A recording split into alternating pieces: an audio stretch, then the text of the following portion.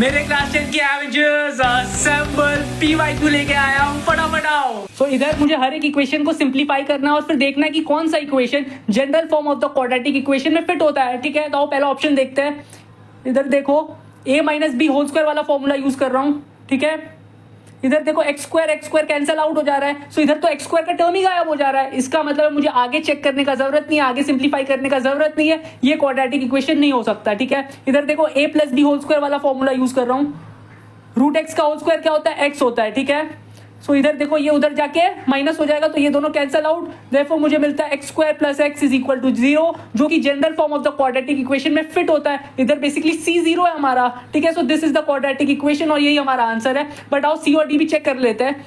सो इधर देखो, इधर a plus b whole cube वाला फॉर्मूला यूज कर रहा हूँ, which is equal to a cube plus b cube plus 3a square b plus 3ab square. ठीक है, सो इधर देखो क्या मिलता है।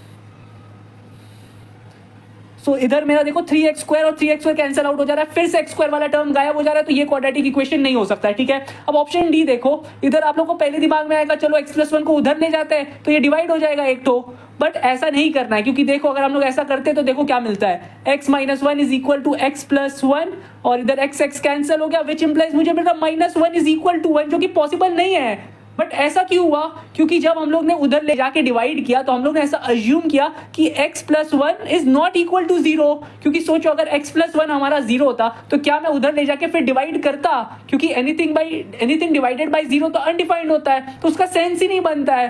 बट क्योंकि मैंने डिवाइड किया तो मैंने अज्यूम कर लिया कि ये 0 नहीं हो सकता है। बट इस केस में हमारा x प्लस 1 ही इक्वल टू 0 है, which implies that x is equal to minus 1 है। देखो कैसे करना है, सो ऐसे कैंसिल मत करना, अलग अलग सिंप्लीफाई करना है। ठीक है, तो इधर देखो a plus b into a minus b वाला फॉर्मूला यूज कर रहे हैं, which is equal to a square minus b square. तो देखो x स्क्वायर माइनस 1 मिला और इधर x square plus 2x plus 1 मिलेगा, x प्लस 1 होल स्क्वायर था तो वही वाला फॉर्मूला यूज किया, x स्क्वायर कैंसिल हो जा रहा है, इसीलिए देख के ही समझ में आ रहा है कि ये क्वाड्रेटिक इक्वेशन नहीं है, इसलिए ऑप्शन बी हमारा आंसर था। ठीक है, अब देखो इसको थोड़ा सिंप्लीफाई करो, 2x 1 को इधर ले जाओ तो क्या मिलता है -2, which implies that x is equal to -1। बात समझ रहे हो, इसीलिए हम लोग को यहाँ पे ये वाला मिला था, क्योंकि हम लोग ने x प्लस 1 कैंसिल कर दिया था और उसमें अज्यूम किया था कि x प्लस 1 0 नहीं है, बट एक्चुअली x प्लस 1 ही हमारा 0 है, therefore x is equal to -1 है। बात समझ रहे हो, सो हमारा आंसर तो यही है। ठीक है।